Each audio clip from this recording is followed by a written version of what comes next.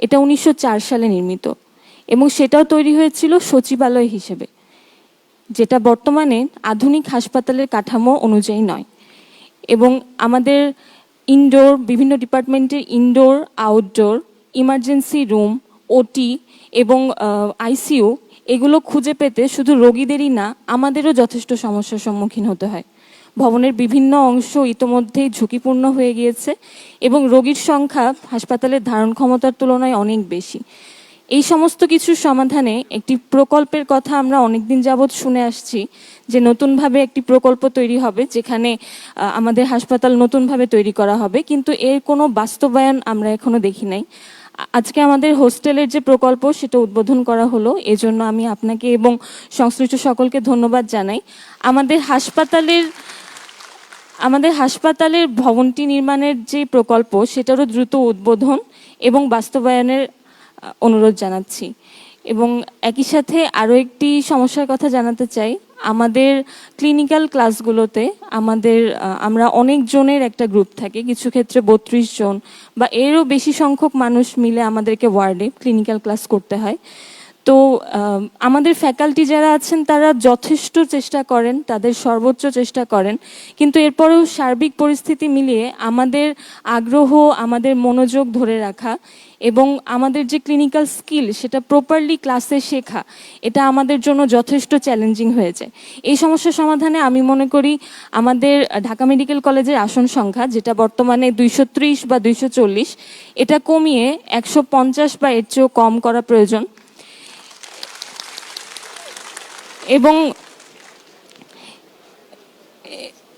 এবং আমরা স্টুডেন্ট যদি কমানো হয় সেক্ষেত্রে আমাদের ক্লিনিক্যাল স্কিলগুলো অর্জন করা আমাদের জন্য সহজ হবে। এবং একই সাথে মেডিকেল ভর্তি পরীক্ষার যে প্রশ্ন কাঠামো সেটা বর্তমানে আছে 100টি MCQ এর 1 ঘন্টার একটি পরীক্ষা। এর মধ্য দিয়ে একজন স্টুডেন্টের তার MBBS কোর্স করার কম্পিটেন্সি জাজমেন্ট করা, এটা আমার মনে হয় অনেক চ্যালেঞ্জিং এবং এই ক্ষেত্রেও একটি গঠনমূলক পরিবর্তন আনা প্রয়োজন মনে করি। এই দুটো বিষয়ে আপনাদের মাননীয় প্রধানমন্ত্রী, আপনার, ম্যামের এবং সংশ্লিষ্ট সকলের সহযোগিতা কামনা করছি। ধন্যবাদ। ধন্যবাদ সাদিয়াকে। মেডিকেল শিক্ষার মান উন্নত করা মানে হচ্ছে দক্ষ চিকিৎসক গড়ে তোলা। আর সাদিয়া ঠিকই বলেছে যে দক্ষ চিকিৎসক যদি গড়ে না তোলা যায় তাহলে সুস্বাস্থ্যের বাংলাদেশ কিভাবে গঠিত হবে। চলুন যাই দ্বিতীয় বক্তার কাছে। এবার আমরা আলোচনা করি আমাদের মেডিকেল কারিকুলাম নিয়ে। বাংলাদেশের MBBS কারিকুলামকে কিভাবে আরো আধুনিক, আরো সমন্বিত এবং আরো বাস্তবমুখী করা যায় সে বিষয়ে বিশেষ ধারণা তুলে ধরবেন আমাদের আরেক মেধাবী শিক্ষার্থী জুহায়ের ইসলাম শরণ। আমি শরণকে আমন্ত্রণ জানাচ্ছি তার ভাবনাগুলো তুলে ধরার জন্য।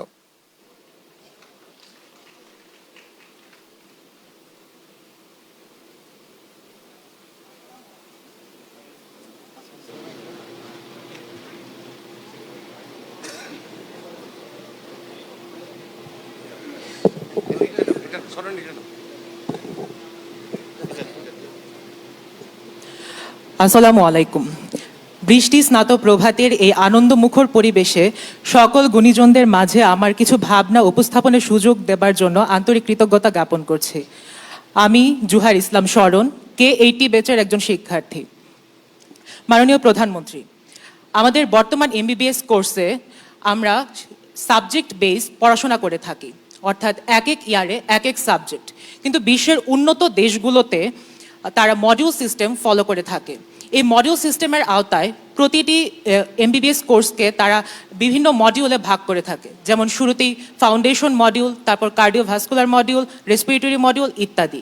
অর্থাৎ যখন একটি মডিউল চালু থাকবে তখন যদি আমরা ধরে নিই, যেমন কার্ডিওভাস্কুলার মডিউলটি যদি চলমান থাকে তখন একজন স্টুডেন্টকে শুধুই কার্ডিওভাস্কুলার সিস্টেম সম্পর্কে পড়ানো হবে, যেটার পড়ানোটা শুরু হবে অ্যানাটমির একদম বেসিক স্ট্রাকচার থেকে এবং শেষ হবে মেডিসিন সার্জারির মতো ক্লিনিক্যাল অ্যাসপেক্ট দিয়ে।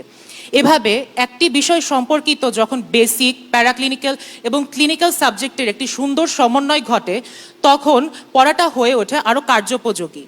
এভাবে একটি মডিউল সম্পন্ন করার পরে মডিউল ফাইনাল হবে, যেখানে গুরুত্বারোপ করা হবে প্র্যাকটিক্যাল নলেজ আর স্কিলের ওপর, যেখানে বর্তমানে আমরা দেখি যে গদবাঁধা মুখস্থ ভিত্তিক কিছু প্রশ্নোত্তরের উপর আমরা গুরুত্বারোপ করে থাকি। মাননীয় প্রধানমন্ত্রী, সবার আগে বাংলাদেশ, এই মন্ত্রে উজ্জীবিত হয়ে যদি আমরা বাংলাদেশকে সবার আগে দেখতে চাই, তাহলে আমাদের এমবিবিএস কারিকুলামের এই মডার্নাইজেশনটি অতীব জরুরি একটি বিষয়, তা আর বলার অপেক্ষা রাখে না। তাই মাননীয় প্রধানমন্ত্রীর কাছে আমার অনুরোধ থাকবে এই বিষয়টি বাস্তবায়নের জন্য যথাযথ উদ্যোগ নেবার। মাননীয় প্রধানমন্ত্রী, আমার আরেকটি বিষয় উত্থাপন করব, সেটি হচ্ছে আমাদের মেডিকেল স্টুডেন্টদের দৈনন্দিন জীবন সম্পর্কে একটু কথা বলি। সপ্তাহের 7 দিনের মাঝে 6 দিনই আমাদের ক্লাস, 6 দিনই আমাদের পরীক্ষা, এবং এই দৈনন্দিন 10 থেকে 12 ঘন্টা ক্লাস পরীক্ষার পর আমরা সপ্তাহের একটা দিন শুধু বন্ধ পেয়ে থাকি। এই বন্ধের বেশিরভাগ সময় আবার চলে যায় পরের দিনের পরীক্ষার প্রস্তুতি নিতে। এভাবে আমরা যথাযথ অবসরের অবকাশ থেকে বঞ্চিত হই। ডাক্তার সাহেব, আপনার এই রুটিনটার সাথে আমি পরিচিত। আপনার এই রুটিনটার সাথে আমি পরিচিত। জি স্যার, জি স্যার। স্যার, এভাবে আসলে কমে যায় এফিসিয়েন্সি, প্রোডাক্টিভিটি এবং উৎসাহ উদ্দীপনা, এবং সঙ্গে সঙ্গে কিছু কিছু ক্ষেত্রে নেতিবাচক প্রভাব পড়ে মানসিক স্বাস্থ্যের ওপর, যা মাঝে মাঝে ডিপ্রেশনের কারণ হয়ে দাঁড়ায়। তাই মাননীয় প্রধানমন্ত্রী, আপনার কাছে অনুরোধ থাকবে অন্যান্য শিক্ষা প্রতিষ্ঠানের শিক্ষার্থীদের মতো মেডিকেল শিক্ষার্থীদের জন্য সপ্তাহে 2 দিন সাপ্তাহিক ছুটি যেন চালু করা হোক। ম্যাডাম, আপনি তো আমাদের কষ্ট সম্পর্কে অবগত আছেন। ছুটির ব্যাপারটা, এটা তো যেহেতু আপনাদের সাবজেক্ট একটা টেকনিক্যাল সাবজেক্ট, জি স্যার। আমি জানি না এটা অ্যাডমিনিস্ট্রেটিভলি ওইভাবে বলা সম্ভব কিনা। এটা নিশ্চয়ই আপনাদের যারা সিনিয়র আছেন, ডাক্তার যারা আছেন, আমার মনে হয় এটা বোধহয় ওনারা বিবেচনা করে সিদ্ধান্ত নিলেই বোধহয় ভালো হবে এটা। জি স্যার। সপ্তাহে 6 দিন, অবশ্য বলা যায় 7 দিনও আমিও কাজ করি। আপনার প্রতিমন্ত্রী বলছে এবং আমাদেরকেও করান, চেষ্টা করছি ওনাদেরকে করানোর জন্য, এখনো পুরোপুরি আমি সাকসেসফুল হতে পারিনি। জি স্যার, ধন্যবাদ স্যার। সাদিয়া এবং জুহাইরকে অসংখ্য ধন্যবাদ তাদের ভাবনাগুলো তুলে ধরার জন্য। তবে আমার মনে হয় আজকে এই মঞ্চে যারা উপবিষ্ট আছেন, মাননীয় প্রধানমন্ত্রী থেকে শুরু করে মাননীয় স্বাস্থ্যমন্ত্রী, স্বাস্থ্য প্রতিমন্ত্রী, বিশেষ সহকারী, আমাদের ডিজি মহোদয়, স্বাস্থ্য শিক্ষা এবং স্বাস্থ্য সেবা, এরা সবাই মিলে যদি আমাদের এই ছোট ভাই এবং ছোট বোনদের এই ভাবনাগুলোতে কোনো সমাধান না আনতে পারে, আমার মনে হয় এই বাংলাদেশে আর কেউ পারবে না। তো আরেকবার তাদের বড় ভাই হিসেবে আপনাদের সবাইকে তাদের সমস্যাগুলোর সমাধানের জন্য আরেকবার অনুরোধ করলাম। আমাদের জায়গা থেকে আপনাদের কাছ থেকে আমরাও একটা সমাধান চাই। আমরা জানি, আমি আমার বক্তব্য বলবো, আমি জানি আমরা সকলে এখানে মানুষ, আমাদের দুঃখ, কষ্ট, ব্যথা, পরিবার পরিজন সবকিছু আছে। তারপরেও আপনি একজন চিকিৎসক এবং আমি একজন অসুস্থ মানুষ হিসেবে যখন আপনার কাছে আমি যাই, তখন কিন্তু আপনি আমার পরম বন্ধু থাকেন, এবং সেখানে আপনার একটা বিশাল দায়িত্ব থাকে। আমরা বিভিন্ন কিছু দেখি, যেগুলো দেখি অনেক সময় কষ্ট লাগে, তবে আপনাদের কাছে আমাদের যেটা প্রত্যাশা থাকবে, এই দেখার বিষয়গুলো দিন দিন যাতে কমে আসে, আপনাদের কাছে এই প্রত্যাশা থাকবে। আমাদের কাছে, আমরা যারা ডাক্তার না, তাদের এই প্রত্যাশা থাকবে আপনাদের কাছে, যে যেই বিষয়গুলো নেতিবাচক, যেই বিষয়গুলো আমরা দেখি বিভিন্নভাবে, সেগুলো ইনশাল্লাহ দিন দিন কমে আসবে। ওটা কমে আসলে এটাও ইনশাল্লাহ ভালোর দিকে যাবে, আমি আশা করি। মাননীয় প্রধানমন্ত্রীকে অসংখ্য ধন্যবাদ।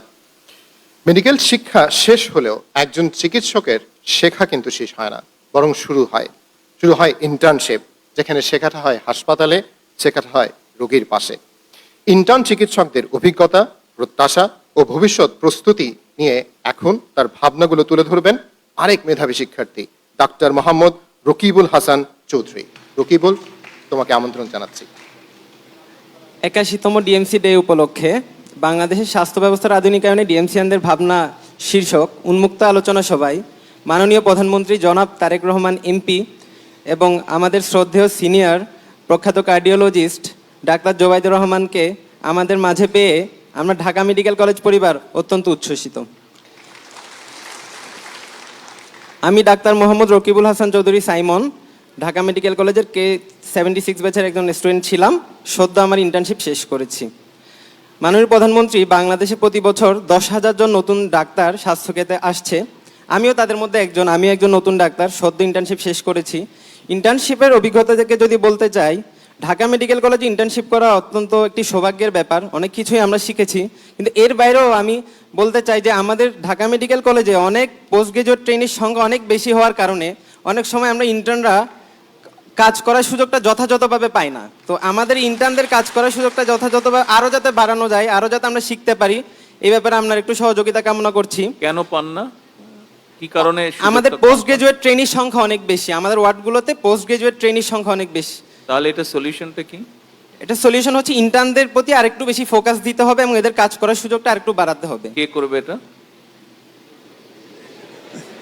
এটা হাসপাতাল কর্তৃপক্ষকে এটা।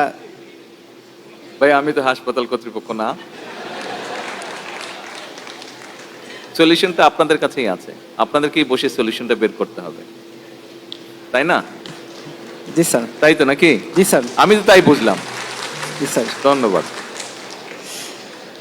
মাননীয় প্রধানমন্ত্রী, আরেকটা বিষয় আমি বলতে চাই, একজন সদ্য ইন্টার্ন শেষ করা ডাক্তার হিসেবে আমি যেহেতু দেশকে ভালোবাসি, দেশের মানুষের সেবা করতে চাই, সেক্ষেত্রে আমার হয়তো বিসিএস এর প্রিপারেশন নেওয়া লাগছে অথবা পোস্ট গ্রাজুয়েশনের প্রিপারেশন নেওয়া লাগছে, এবং ইন দ্য মিন টাইম এই দুইটা কোনোটাই হওয়ার আগে আমাদের অনেকেরই ফাইন্যান্সিয়ালি চিন্তা করলে নন গভর্নমেন্ট বিভিন্ন চাকরি করা লাগে।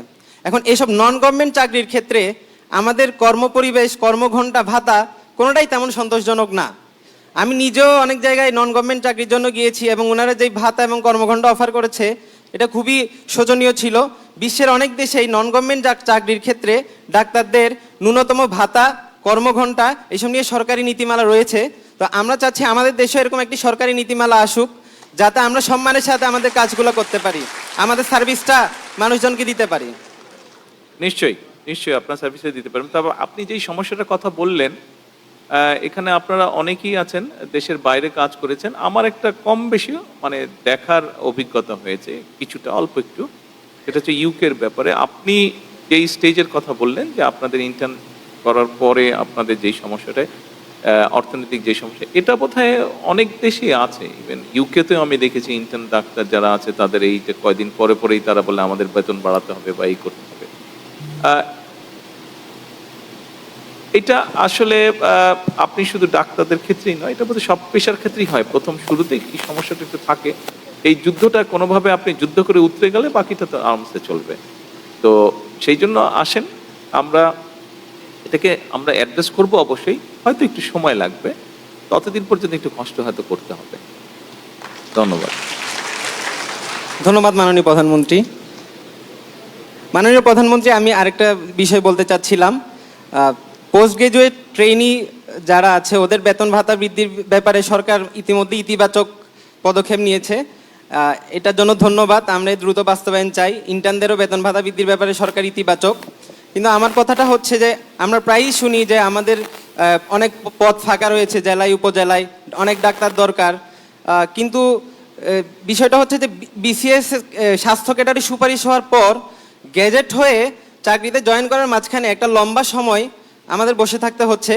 এই সময়টা আমি মনে করি যে আমাদের সাধারণ জনগণও চিকিৎসা সেবা থেকে বঞ্চিত হচ্ছে, আবার আমরা ডাক্তাররাও যারা বসে আছি ওদের হচ্ছে যে কেরিয়ার প্ল্যানিংও একটু সমস্যা হয়ে যাচ্ছে। এই জিনিসটা একটু যদি দ্রুত করা যেত, বিশেষ করে স্বাস্থ্য ক্যাডারের ক্ষেত্রে, তাইলে মনে হয় একটু দেশের মানুষের সেবা পেতে সুবিধা হতো।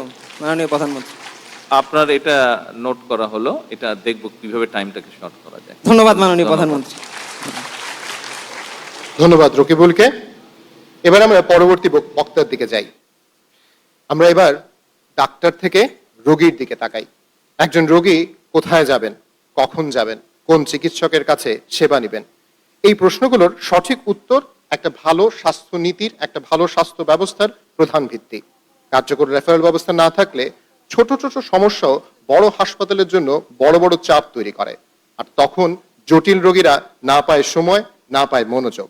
ঢাকা মেডিকেল কলেজ হাসপাতালের প্রতিদিনের বাস্তব অভিজ্ঞতা থেকে জাতীয় রেফারেল ব্যবস্থার প্রয়োজনীয়তা তুলে ধরার জন্য অনুরোধ জানাচ্ছি doctor Mir Rashek Alam অভিকে। Doctor Abhi.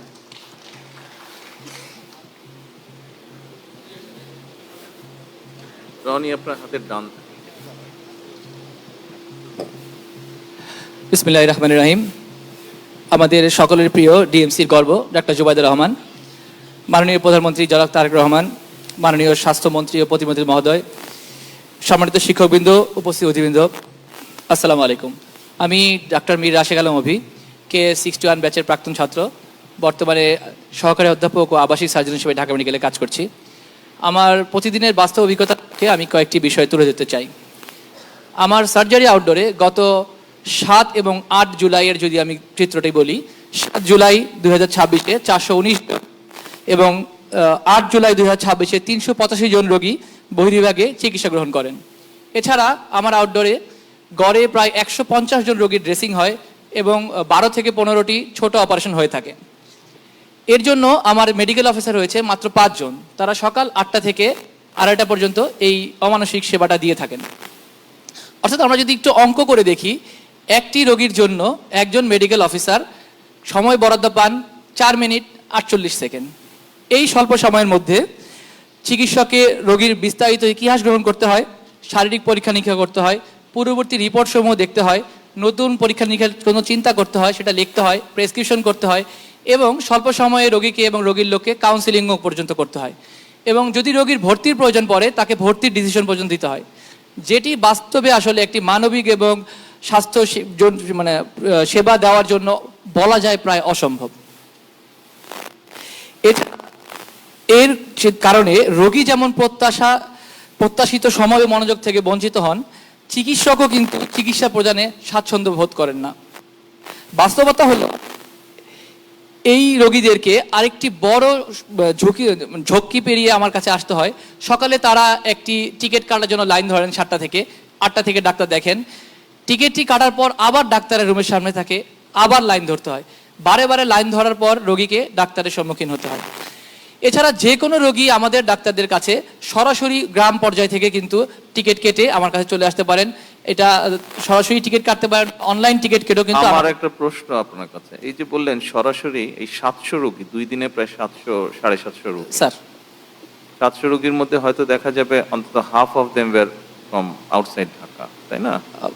Most of them sir. Most of them were from outside Dhaka. তো ওদেরকে এত দূর আসতে হচ্ছে কেন? স্যার পরবর্তী গ্রাম অংশে থেকে আসতে হচ্ছে কেন? কারণ ও গ্রাম থেকে তো ইউনিয়নে যাবে, ইউনিয়ন থেকে উপজেলা বা থানায় যাবে, থানা থেকে জেলায় যাবে, জেলা থেকে গাড়িতে স্যার করে আপনার কাছে এটা আসবে। আমার বক্তব্যের পয়েন্টে এটা স্যার, যে one patient can come to the tertiary level hospital with 10 টাকা ticket directly. There is no definite referral system in our country, sir. কেন নেই? রেফারেল সিস্টেম তো আপনারাই গড়ে তুলবেন। স্যার আপনার নেতৃত্বে আসলে আশা করছি আপনি যদি একটা আমাদের নির্দেশনা দেন, আমাদের স্বাস্থ্য মন্ত্রণালয়ের মন্ত্রী এবং ডিজি মহোদয়দের সদিচ্ছা থাকলে আমরা এটা গ্রহণ করতে পারবো স্যার। আপনি গত কয়েকদিনের নিউজ যদি ফলো করে থাকেন, গত 1-1.5 মাসের নিউজ ফলো করে থাকেন, আমরা কিন্তু সেভাবেই চেষ্টা করছি। আমরা যেরকম উপজেলা হাসপাতাল যেটা আছে 50 বেডের আছে, এই হাসপাতালটাকে আমরা 100-তে নেওয়ার চেষ্টা করছি। আমরা যেটা প্ল্যান করছি আগামী 5 বছরের মধ্যে সকল উপজেলার 50 বেডের হাসপাতাল বা 30 বেডের হাসপাতালকে আমরা 100-তে করব এবং ওখানে ল্যাব ফ্যাসিলিটি সহ অন্যান্য ফ্যাসিলিটি গড়ে তুলতে যাচ্ছি, যাতে এই যে আপনার কাছে 700 রোগী 2 দিনে আসলো, এই 700 আসার পরিমাণটা যাতে কমে যায়। কিন্তু এখানে তো আমরা ওই স্ট্রাকচারগুলো বিল্ড করতে পারবো গভর্নমেন্ট থেকে, কিন্তু সার্ভিসটা তো আপনাদেরকে এনশিওর, ওটা উনি পারবেন বা আপনারা পারবেন। মানে প্রধানমন্ত্রী আসলে এখানে আমি আমাদের উভয়কে, সরকার তো কাজ করবে, কিন্তু আপনারা যারা এখানে ফিজিশিয়ান আছেন আপনাদেরও সহযোগিতা লাগবে, আপনাদেরও সাহায্য লাগবে, আপনারা করছেন। তারপরে আমরা যদি একসাথে বসে আমরা যদি সিস্টেমটাকে সুন্দরভাবে গড়ে তুলতে পারি, তাহলে কিন্তু আপনিও আপনার কাজ করে শান্তি পাবেন, মানুষও সেবাটা ঠিকভাবে পাবে। আমাদের সবাইকে মিলেই ট্রাই করতে হবে। Thank you. আর কিছু বলবেন? মানে প্রথমে 30 সেকেন্ড বলি। আসলে যদি আপনি যেটা বলেছেন যে স্ট্রাকচারাল দিক থেকে হয়, আমাদের স্বাস্থ্য ব্যবস্থা কিন্তু স্ট্রাকচারাল দিক থেকে ইউনিয়ন পর্যায়ের পরে বাড়ি পর্যন্ত আছে। কাগজে কলমে আমরা বাড়ি গিয়ে সেবা দিই, বাড়ি গিয়ে টিকা দিচ্ছি, বাড়ি গিয়ে কাউন্সিলিং বাস্তবে দিচ্ছেন না কেন? বাস্তবে দিচ্ছি স্যার। তাহলে 700 রোগী আসছে কেন? কিন্তু স্যার আমাদের ওই সরাসরি হাসপাতালগুলো যে সরকারি আমাদের জেলা পর্যায়ের বিশেষ করে হাসপাতালগুলো, সেই হাসপাতালগুলো আমাদের আরেকটু স্ট্রেন্থেনিং প্রয়োজন বলে মনে করি স্যার। অবশ্যই প্রয়োজন, অবশ্যই। Thank you. Thank you. ধন্যবাদ অভিকে। সঠিক সময়ে সঠিক জায়গায় পৌঁছানোর জন্য রেফারেল ব্যবস্থা ছাড়া কোনোভাবেই কোনো সমাধান সম্ভব নয়। চলুন পরবর্তী বক্তার কাছে যাই। সুস্বাস্থ্যের বাংলাদেশ শুধু ঢাকা শহর কেন্দ্রিক হলে হবে না। সুস্বাস্থ্যের বাংলাদেশ গড়ে তুলতে হলে স্বাস্থ্য সেবাকে নিয়ে যেতে হবে জেলায়, নিয়ে যেতে হবে উপজেলায়, নিয়ে যেতে হবে হাওড়ে, বাওড়ে, পাহাড়ে, পর্বতে।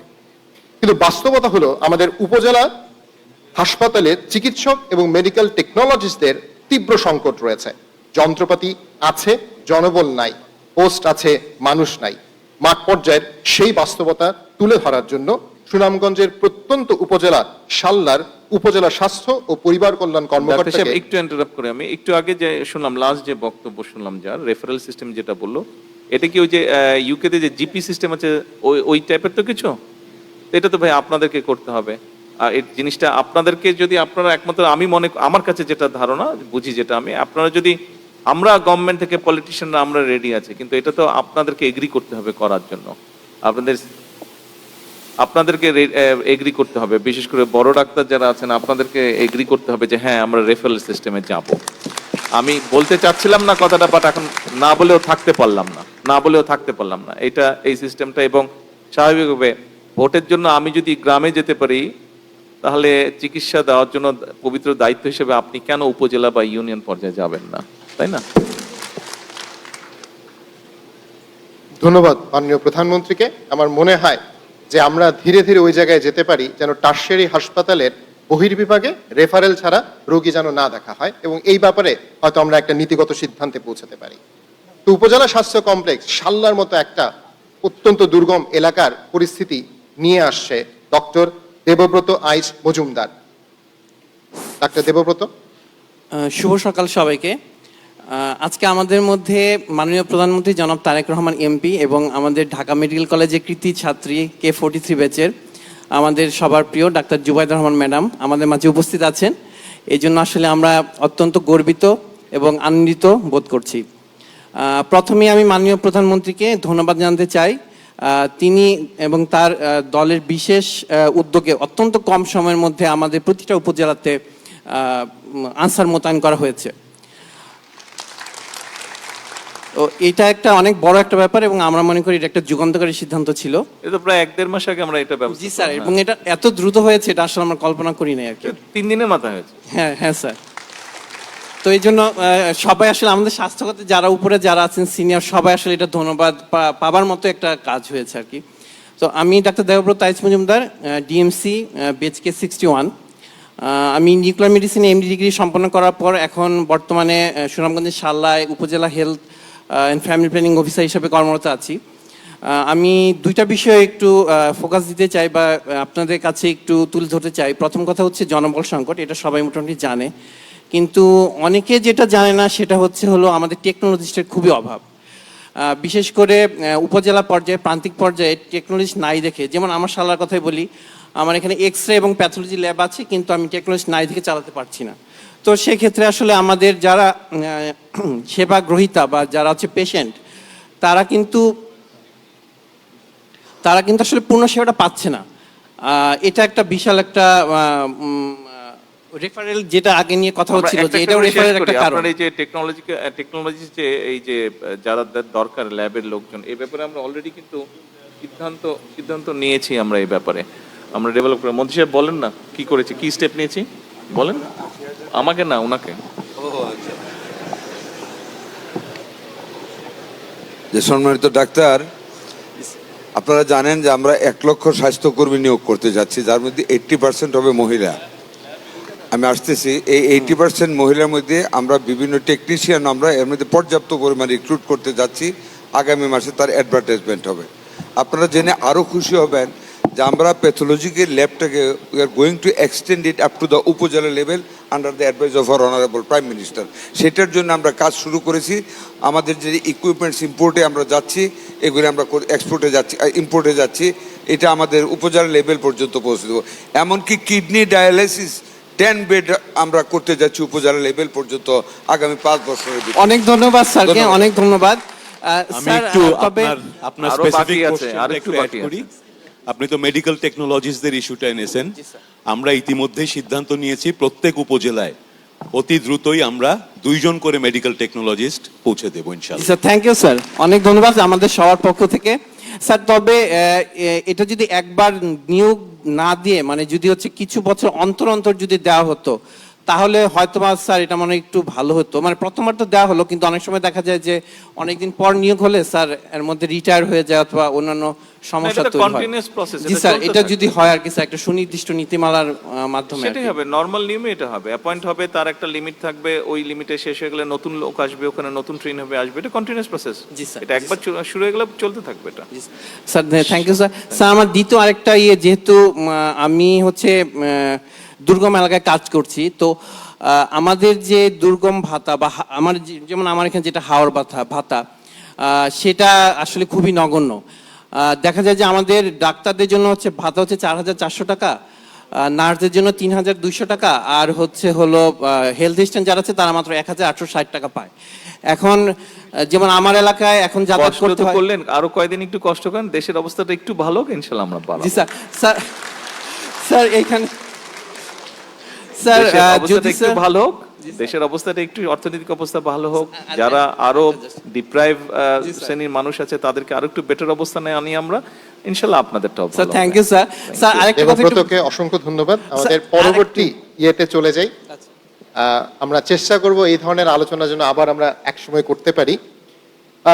পরবর্তী আলোচনায় যাবার আগে আমরা স্বাস্থ্য ব্যবস্থা থেকে একটু করে মনোযোগ দিই। এই স্বাস্থ্য ব্যবস্থা ভালো করে চলতে হলে প্রয়োজন গবেষণার, আর এই গবেষণা ভালো করে চলতে হলে প্রয়োজন ভালো গবেষকের।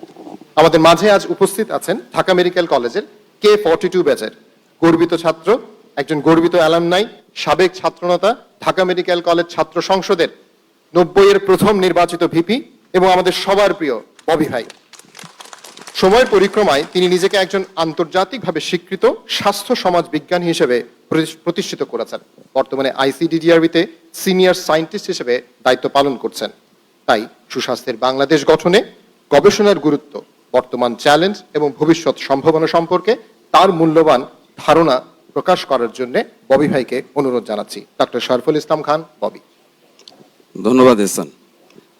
মাননীয় প্রধানমন্ত্রী জনাব তারেক রহমান, প্রিয় অনুজ K43 ব্যাচের ডক্টর জুবাইদুর রহমান, মঞ্চে উপবিষ্ট সকল সম্মানিত অতিথিবৃন্দ, এখানকার অতিথিবৃন্দ সবাইকে সশ্রদ্ধ সালাম এবং শুভেচ্ছা জানাচ্ছি।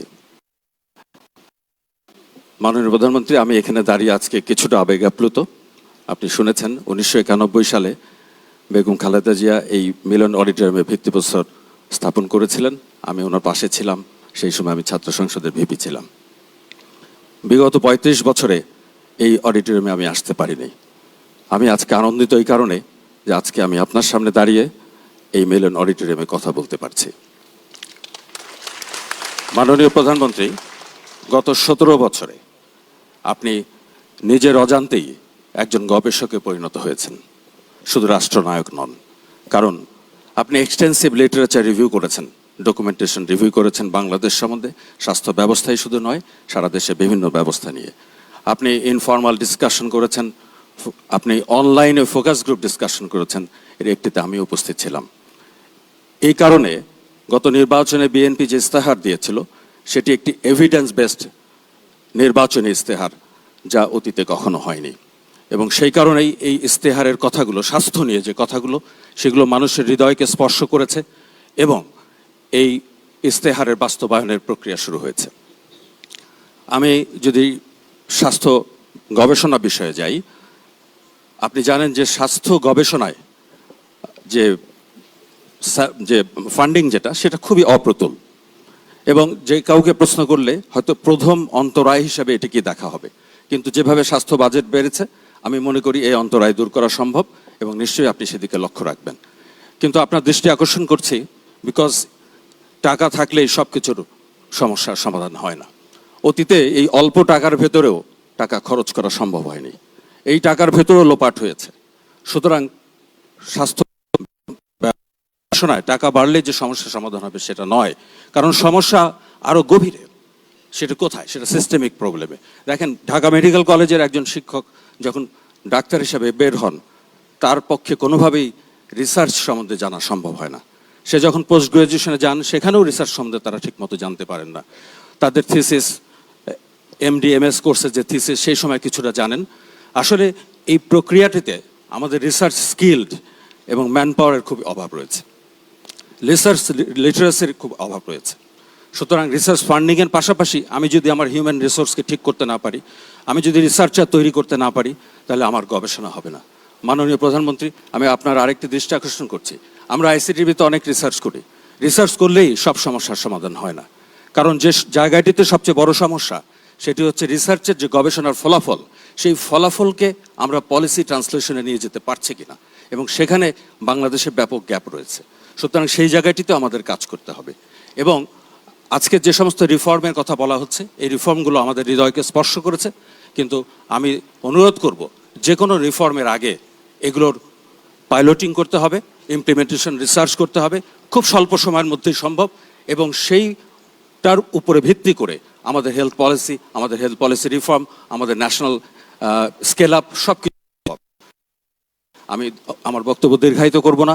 আমি আপনার দৃষ্টি আকর্ষণ করছি, আপনার সচিবালয়ের আন্ডারে যদি একটি ন্যাশনাল এভিডেন্স এবং পলিসি ট্রান্সলেশন সেল যদি থাকে, সেই সেলটি আসলে বাংলাদেশে যেন বাংলাদেশের প্রয়োজনীয় রিসার্চ হয়, এবং সেই রিসার্চের গবেষণা যেন এই দেশের পলিসিকে সমৃদ্ধ করতে পারে। এদেশের সমস্ত হেলথ পলিসি, মেজর হেলথ পলিসিগুলো যেন এভিডেন্স বেসড হয়, সেটিকে এনশিওর করা যায়।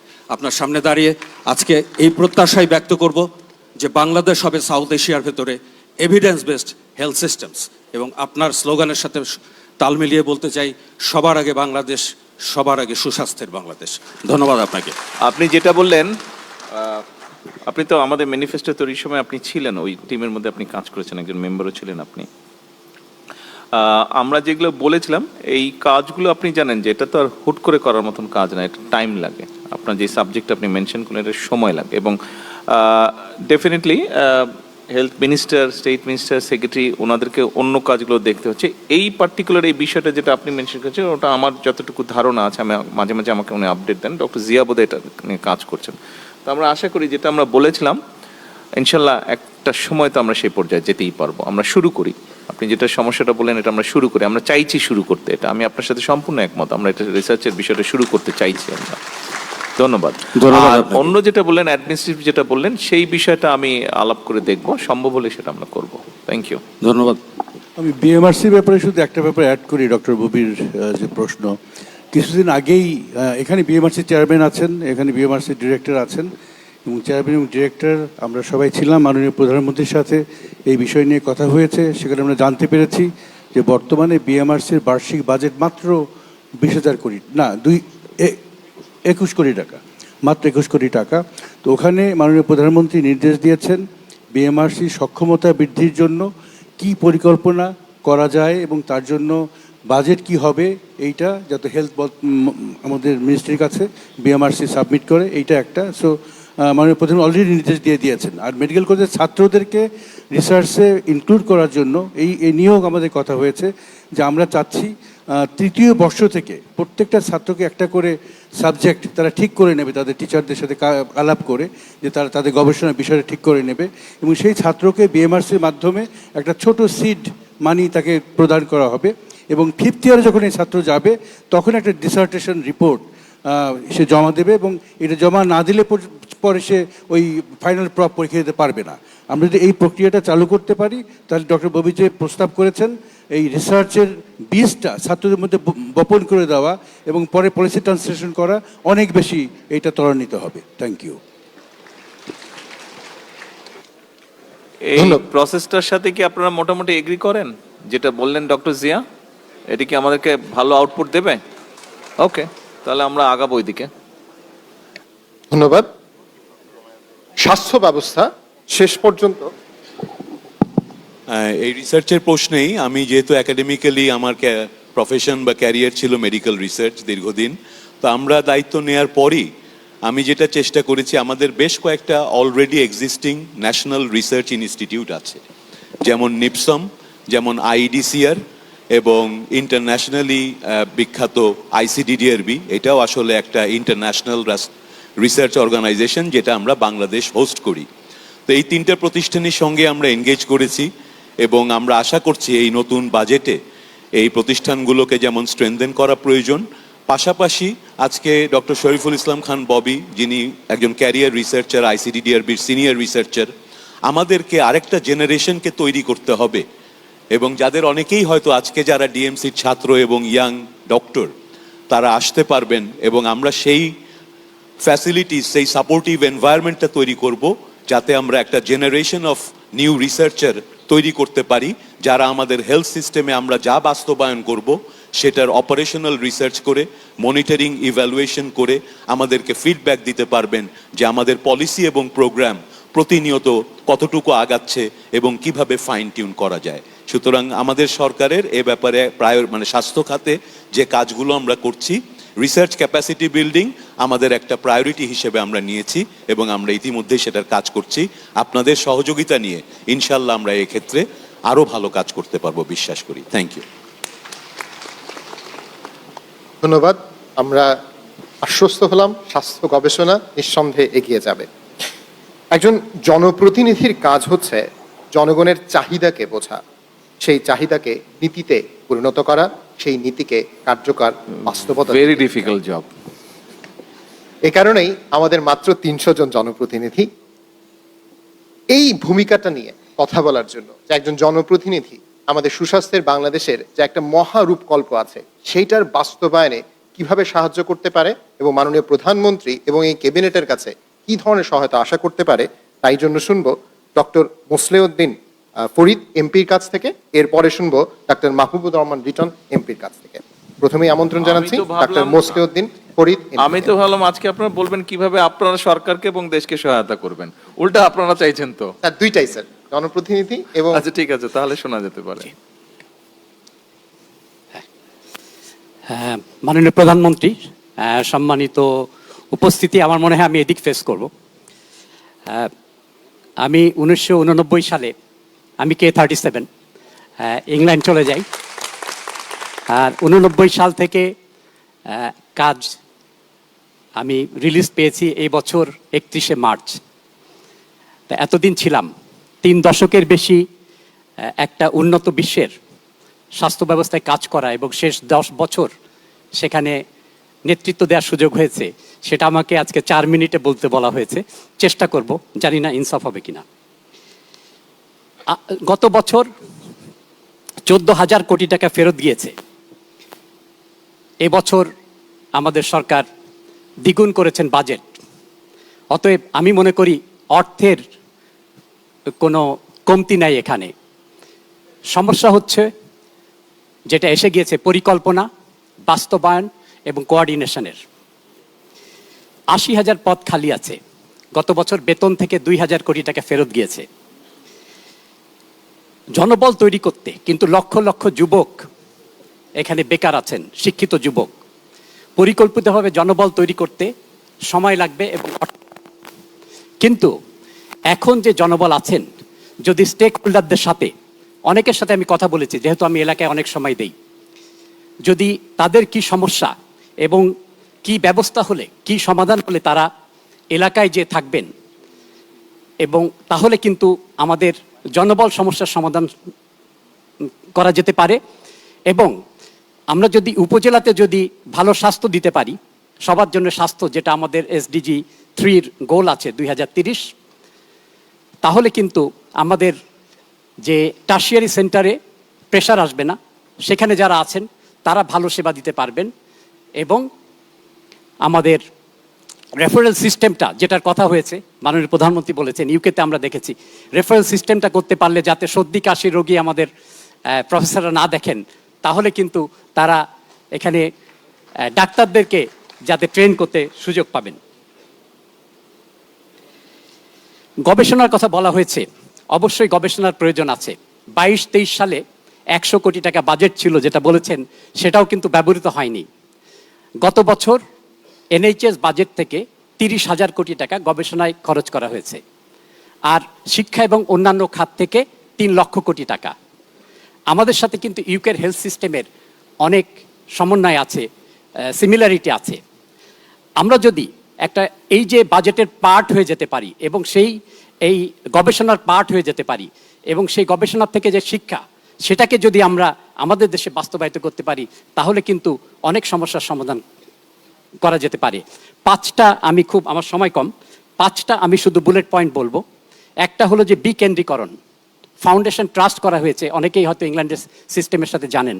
এটা স্ট্রিক্ট গভর্নেন্স এবং রেগুলেশন এবং ট্রান্সপারেন্সি এনশিওর করে এবং মনিটরিংয়ের মধ্যে দিয়ে করা হয়েছে।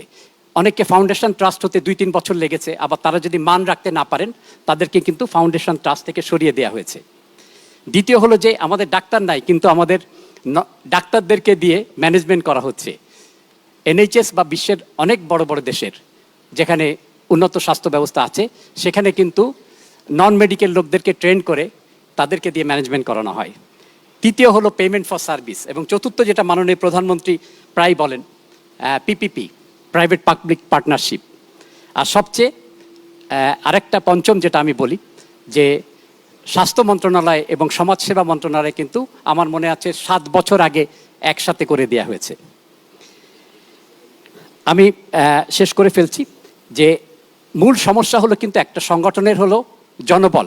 আমাদের ডাক্তারদেরকে যদি আমরা ট্রেন না করতে পারি তাহলে কিন্তু আমরা এগিয়ে যেতে পারবো না। ট্রেনিংয়ের ব্যাপারে আমার 3টা প্রস্তাবনা আছে অত্যন্ত সংক্ষেপে। আমাদের প্রায় 500 জন ডাক্তার এখন ইউকেতে কাজ করেন ঢাকা মেডিকেলের, এবং সারা বিশ্বে হিসাব করলে কিন্তু আরও প্রায় 1000। আমাদের কাছে এদের নাম্বার আমার এই ফোনের মধ্যে মনে ম্যাক্সিমাম নাম্বার আছে, আর অন্যান্য মেডিকেলেরও কিন্তু অনেকেই আছেন।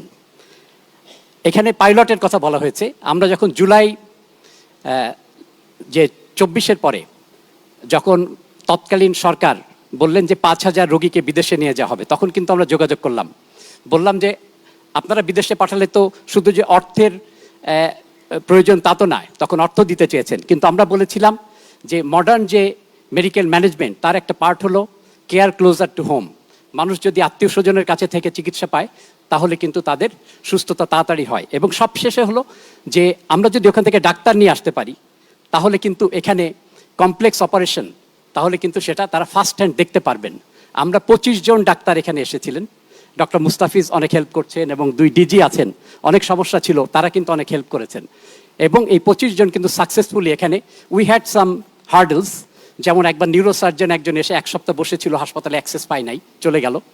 আরেকবার একজন অর্থোপেডিক সার্জন, সেও কিন্তু এখানে অ্যাক্সেস পায় নাই, বাট ইভেনচুয়ালি আমরা সেখানে পৌঁছতে পেরেছিলাম। দ্বিতীয় যেটা আছে যে আমাদের ভিএসও সিস্টেম যেটা আছে বা থ্রেড সিস্টেম, যেটাতে আমাদের ওখানে কনসালটেন্ট হওয়ার আগে এনকারেজ করা হয় যে ডেভেলপিং কান্ট্রিতে যে কিছুদিন কাজ করে আসার, এবং এই সিস্টেমের মাধ্যমে কিন্তু কোনো অর্থ খরচ না করে আফ্রিকার অনেক দেশ সেখানে তাদের লোকাল জনবলকে ট্রেনিং করছে। আরেকটা সিস্টেম যেখানে আছে মালয়েশিয়া যেটা করে যে 5th ইয়ারে তারা ওখানে চলে যায়, 4 বছর মালয়েশিয়ায় পড়ে 5ম বছরে ওখানে চলে যায়, তাহলে সরাসরি তারা সিস্টেমে চলে যায়। প্ল্যাব করা অনেক কষ্ট, এখন যারা যাচ্ছে আমি জানি, এমটিআই বন্ধ হয়ে গেছে এই বছর। আবার তাতে করে যদি তারা দেশে ফিরে না আসে তখন তাদেরকে ওই টাকাটা দিয়ে দিতে হয় সরকার, যেটা তাদেরকে চিকিৎসার জন্য পড়ানোর জন্য খরচ করেছে। শ্রীলঙ্কা, পাকিস্তান এবং সৌদি আরব তারা কিন্তু শেয়ার্ড স্যালারি সিস্টেমে কাজ করে, সেখানে তারা ট্রেনিং করে আসে এবং তারা ফিরে আসে। তা আমি মনে করি এই 5টা যদি আমরা করতে পারি, এই 3টা যদি করতে পারি, তাহলে কিন্তু আমাদের মূল একটা সংগঠনের প্রাণ হলেন জনবল, আমাদের ডাক্তাররা। তাদেরকে যদি আমরা ট্রেন করতে পারি এই 3টার একটাতেই, এবং এখানে কিন্তু আমাদের সরকারের অর্থ খরচ হবে না। মাননীয় সংসদ সদস্য, জি আমি শেষ করে ফেলছি 1 মিনিটে। এখানে আমি বিরোধী দলের, কিন্তু মাননীয় প্রধানমন্ত্রীকে আমি 3টা কারণে পছন্দ করি। একটা আজকে বলবো, সেটা হলো যে উনি খুব অল্প সময়ে he has made some differences. লন্ডনে থাকার কারণে আমার মনে আছে সকল সরকারকে আমরা কিছু পরামর্শ দিয়েছি, কিন্তু দেশে আসার পরে ওনারা এত ব্যস্ত হয়ে যান যে সেটা ইমপ্লিমেন্ট হয় না। কিন্তু উনি 4 মাসেই এমন কিছু করেছেন, আমার বিশ্বাস উনি যদি একটু নজর দেন স্বাস্থ্য ব্যবস্থার কিছু বিষয়ে, তাহলে এখানে ব্রেক থ্রু হওয়া সম্ভব। সবশেষে আমি একটা কঠিন কথা বলে শেষ করব। আমি যখন এমআরসিপি সিএইচ এর কনভোকেশনে যাই, আপনার পছন্দ থেকে ভোটটা পেলেও সুবিধা হয়। তা যখন কনভোকেশনে যাই, কঠিন কথাটা এবার বলি, তখন বলা হয়েছিল যে আমাদেরকে বলেছিলেন যে আজকে একটা টিকিট দেয়া হলো তোমাদেরকে, your learning of journeying begins, now you do what you do, you know why you do. আর আমাদের দেশের পোস্ট গ্রাজুয়েশন হলো এক্সিট এক্সাম, আর ইংল্যান্ডে হলো entrance exam to post graduate training. এবং আমার সৌভাগ্য হয়েছিল 2008 থেকে 12 সাল পর্যন্ত, আমি যেহেতু পিডিয়াট্রিশিয়ান, যে পিডিয়াট্রিক্সের এই পোস্ট গ্রাজুয়েট কারিকুলাম তৈরি করার, এবং শেষ 2 বছর আমি একটা সাব কমিটির চেয়ারম্যান ছিলাম। এবং 12 সালে আমাকে ইংল্যান্ডে মেডিকেল এডুকেশনের উপর এক্সেলেন্স অ্যাওয়ার্ড দেওয়া হয়। আমার থেকে পরে ওইটা জিএমসি আরও অনেক সাব স্পেশালিতে নিয়েছে। আমি যখন বসেছিলাম স্টেজে সময় স্বল্পতার কারণে আমরা কি একটু আমি শেষ করে দিচ্ছি 30 সেকেন্ড। আমি যখন স্টেজে বসেছিলাম তখন আমি একটু ইমোশনাল হয়ে গিয়েছিলাম, কারণ আজ এখানে এসেছি আমি 40 বছর পরে প্রায়। তখন এই ইনস্টিটিউশনের কথা মনে হয়েছিল। এখানে অনেক স্মৃতি, অনেক ইমোশন এখানে আছে, তাই আমি খুব আজকে ভালো লাগছে যে এখানে আসতে পেরেছি। আর সবশেষে আমরা ডক্টর জুবাইদা যে ডক্টর আলিম চৌধুরী হলের সামনে যে বলেছিলেন, আমরা যদি সমস্ত ভেদাভেদ ভুলে যাই, আমরা যদি একসাথে হয়ে, অনেকে আসতে চান আমার মতো বিদেশ থেকে, তারা আজকে রিটায়ারমেন্টের কাছাকাছি যাচ্ছেন, যদিও ইংল্যান্ডে 67 বছরের রিটায়ারমেন্ট হয় ডাক্তারদের। অনেকেই কিন্তু এসে এদেশের স্বাস্থ্য ব্যবস্থা তৈরি করতে, এদেশে অনেক ভালো ডাক্তার আছেন। আমরা যদি সব ভেদাভেদ ভুলে যাই, আমরা যদি এদেশের স্বাস্থ্যকে সবার জন্য স্বাস্থ্য 2030 করতে চাই, তাহলে মাননীয় প্রধানমন্ত্রীর নেতৃত্বে, স্বাস্থ্যমন্ত্রীর নেতৃত্বে এটা সম্ভব। এবং এখানে শুধু আমরা একা না, অনেকে হাজার হাজার ডাক্তার এখানে বিদেশ থেকে এসে কনসালটেন্ট ভাড়া করা লাগবে না, এখানে ইনশাল্লাহ এটা করতে পারবো। সবাইকে ধন্যবাদ। ধন্যবাদ মাননীয় সংসদ সদস্যকে। সুস্বাস্থ্যের বাংলাদেশ গঠনে আমরা সবাই এগিয়ে আসব। এবার আমাদের উদ্দেশ্যে মূল্যবান বক্তব্য নিয়ে আসছেন ডক্টর মাহমুদুর রহমান লিটন এমপি মহোদয়। ডক্টর মাহবুবুর রহমান লিটন এমপি, তিনি ঢাকা মেডিকেল কলেজের K39 ব্যাচের একজন গর্বিত শিক্ষার্থী।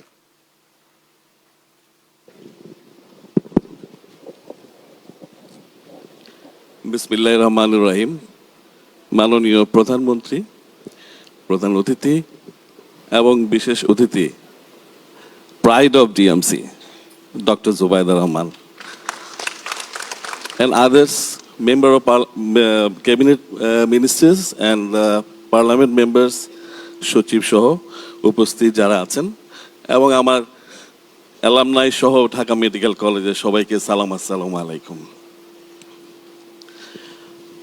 আমরা মাননীয় প্রধানমন্ত্রীর সাথে সংসদে থেকে ওনার কাছ থেকে যতটুকু শিখি এবং যতটুকু দেখি, I am confident enough next 5 years Bangladesh will see a complete different picture in the health sector. Only আমরা সবাই যদি একসাথে কাজ করতে পারি। ইউ আর রাইট স্যার, আপনি যেটা বললেন অ্যাবসলিউটলি রাইট। এবং আপনি যেটা থ্রো করছেন, সাম অফ দ্য সিনিয়র ফিজিশিয়ানস ওনারা রেসপন্ড করেছেন দ্যাট জিপি সিস্টেমে ওনারা যেতে আগ্রহ প্রকাশ করেছেন। আই থিঙ্ক এটা আমাদের জন্য একটা বিরাট পাওয়া হবে। মাননীয় প্রধানমন্ত্রী, আমি ঢাকা মেডিকেল কলেজে ঢুকেছি 82, বের হয়েছি এরশাদ ভ্যাকেশন সহ 89-এ, এবং পরবর্তীতে আমার শ্রদ্ধেয় নেত্রী বেগম খালেদা জিয়ার ইনস্ট্রাকশনে স্বাস্থ্য মন্ত্রণালয়ে 3.5 বছর কাজ করেছি। পড়াশোনার জন্য বিদেশে গেছি, ফিরে এসেছি, তো প্রাইভেট সেক্টরে আছি। তো আমার experience in terms of education, in terms of workload and in terms of এখন যে আমাকে আপনি মাননীয় প্রধানমন্ত্রী যেভাবে উঠিয়ে আনতেছেন, সেখানে আমি যেটা দেখি এখন সামনে তাকিয়ে, সেটা হচ্ছে স্টুডেন্ট লাইফের যে ব্যাপারগুলো ছিল, ওনারা ঠিকই বলেছেন, আমাদের ছোট ভাইরা ঠিকই বলেছেন, this is too hard to go. আমরা প্রথম দিনে 165 স্টুডেন্টদের মধ্যে ডিসেকশন ফার্স্ট দিন করে 25 students were absent from the next batch. আমরা নেক্সট ডে থেকে অ্যাবসেন্ট হয়ে গেছিল, ওরা চলে গেছিল বুয়েটে, কেউ ড্রপ আউট হয়ে গেছে। ডিসেকশন ফার্স্ট ডেতে করার পরে গিয়ে আবার আমাদেরকে এই হোস্টেলের রান্না খাওয়ার সময় হাত ভালো করে না ধোয়ার জন্য আলটিমেটলি ওই গন্ধ নিয়ে খেতে গিয়ে অনেকেই ওইখানেই তাদের ডিসিশন নিয়ে ফেলছে যে মেডিকেলে আর পড়বে না। কাঁটা চামচ সিস্টেম নাই, আমাদের কঠিনভাবে একটা টেবিলের মধ্যে হোস্টেলের ডাল নিয়ে আমরা গর্ববোধ করি, তাই না? তো আমরা এর মধ্যেই ছিলাম।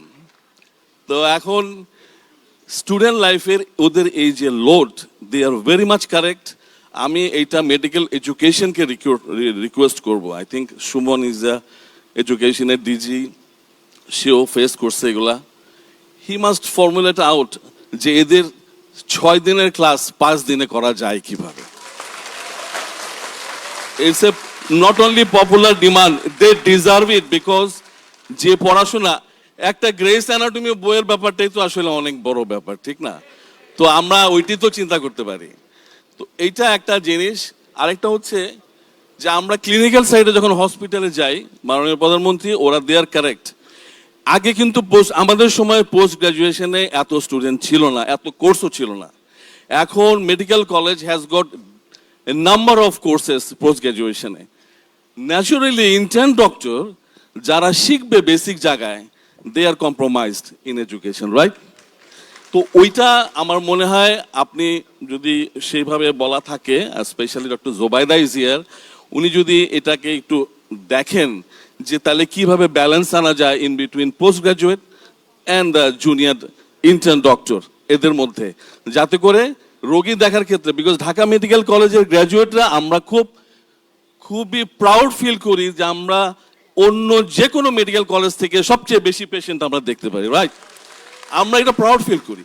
কিন্তু ওইটা যদি কম্প্রোমাইজ হয়ে যায়, তাহলে ডিএমসির আমাদের যে স্কলাররা, এরা ভবিষ্যতের জন্য they will be also compromised.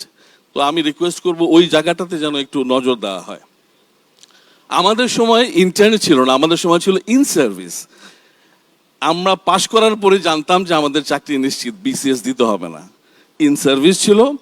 In service এরশাদ সাহেব ক্যান্সেল করার পরে আমরা আন্দোলনও করেছিলাম অনেক, কিন্তু ইন সার্ভিস আর ফিরে আসে নাই। বাট আমি মনে করি ইন্টার্নদের, they should have a good package in the intern period, because they serve, ওরা একটা মেজর লোড নেয় হসপিটালের ওয়ার্ডগুলোতে, এবং সেজন্য ওদের আসলে ওদের প্যাকেজটা ন্যাচারালি একটু ডেভেলপ হওয়া উচিত। And then BCS.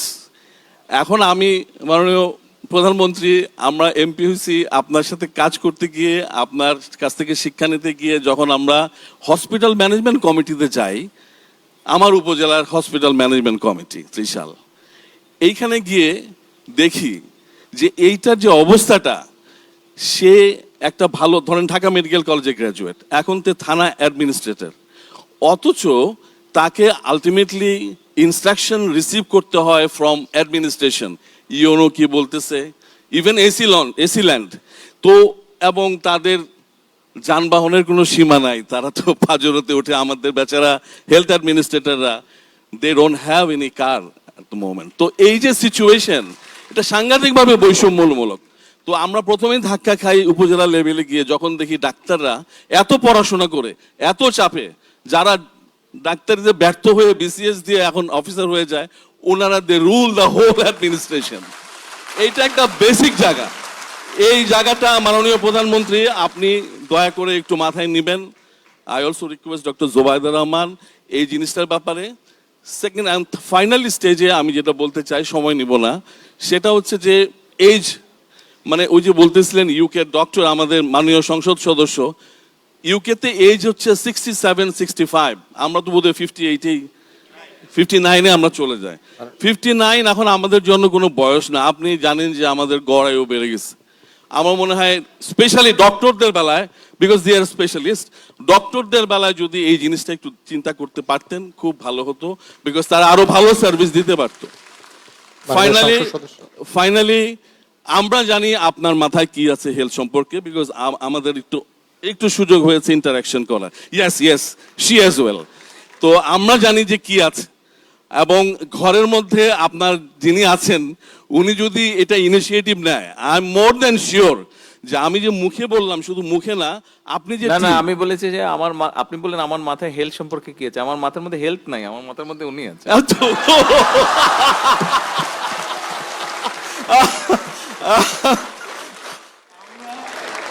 আমরা whole ডিএমসিএন, we are proud, really proud that we have got somebody in the Prime Minister head. Anyway, so যেটা বলছিলাম মাননীয় প্রধানমন্ত্রী, আপনি যে টেকনিক্যাল নো হাউ দিয়ে আপনার টিম রেডি করেছেন, আপনি হেলথ কার্ড রেডি করতেছেন, অল দ্য ইনফরমেশন ওই চিপসে থাকবে।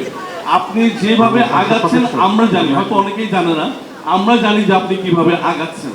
ইনশাল্লাহ আমরা সবাই আপনার সাথে আছি, আপনি আগে যান। ইনশাল্লাহ হেলথ সেক্টর, ইনশাল্লাহ বাংলাদেশের চেঞ্জ আপনার মাধ্যমে হবে, ভালো একটা জায়গায় যাব। ধন্যবাদ মাননীয় প্রধানমন্ত্রী। ধন্যবাদ।